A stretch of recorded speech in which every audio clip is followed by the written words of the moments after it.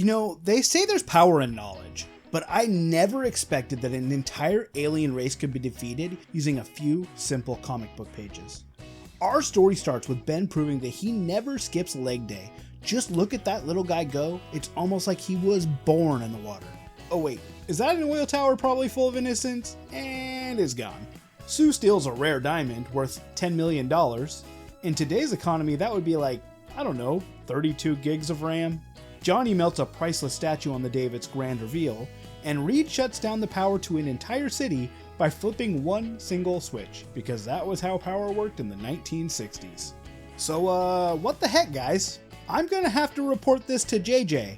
Hold on, can you, pose for a photo? Totally unrelated, I swear. Apparently these aren't really the Fantastic Four. Could have fooled me after the destruction they caused to New York in the beginning of the last issue. Apparently our heroes have been impersonated by 4 alien Skrulls. The ability to alter their appearance at will, mixed with just a pinch of technology and a can-do attitude, and bam, you have a fake Fantastic Four. Why exactly are they doing this, you might ask? Apparently the Fantastic Four are a major threat on Earth that needs to be dealt with before the real Skrull assault can commence. Their goal is to tank the group's reputation, making them easier to destroy. Which works out surprisingly quickly, as with the world now turned against them, the real Fantastic Four members hide away in a small, isolated hunting lodge. All of them are pretty calm as they try to best assess the situation, except of course for Ben. He's pissed. The world wants to see him as a monster, well maybe he'll show him one. Hey man, that was probably someone's mother, you probably shouldn't do that. Anyways, Reed doesn't just feel bad for his friend, he feels guilty for his entire predicament.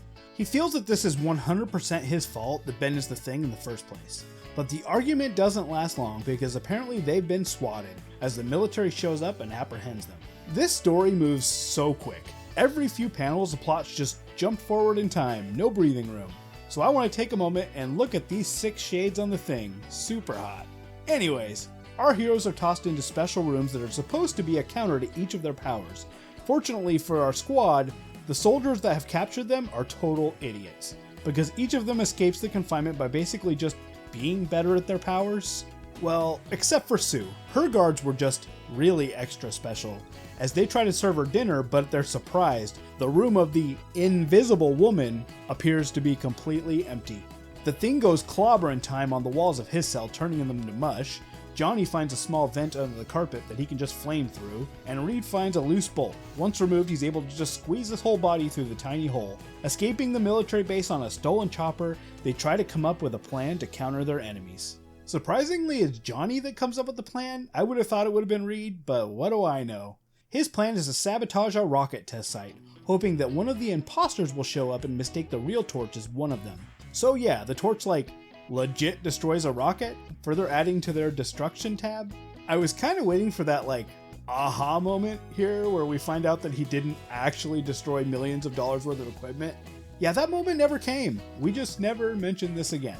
At least the plan works though, as our Skrulls show up moments later to pick Johnny up in a getaway car.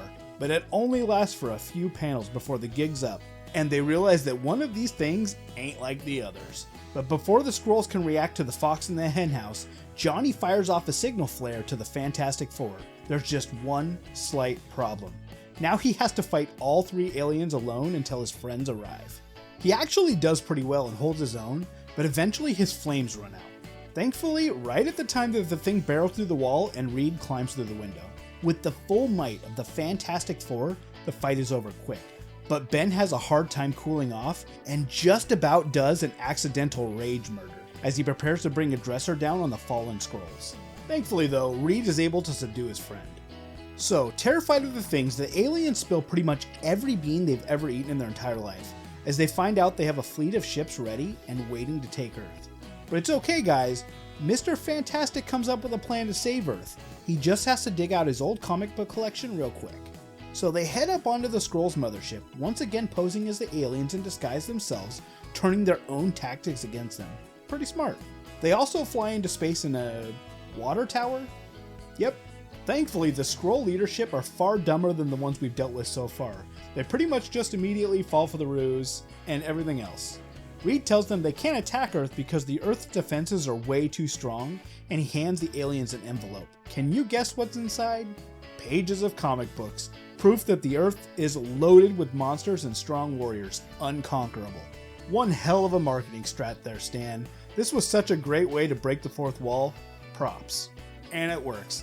The aliens peace out so fast they don't even realize they were duped, leaving the original Skrulls stuck on Earth. Unfortunately for them, they're hypnotized because that's a thing that Mr. Fantastic can do apparently, and he forces them to turn into cows, doomed to plow the fields for the rest of their lives. That's honestly kind of a harsh punishment, reads kind of ruthless. The problem is there's only 3 of them? Anyways, thanks for sticking around. If you enjoyed the video, you should check out my other Fantastic Four videos. I have a great one here for you on screen.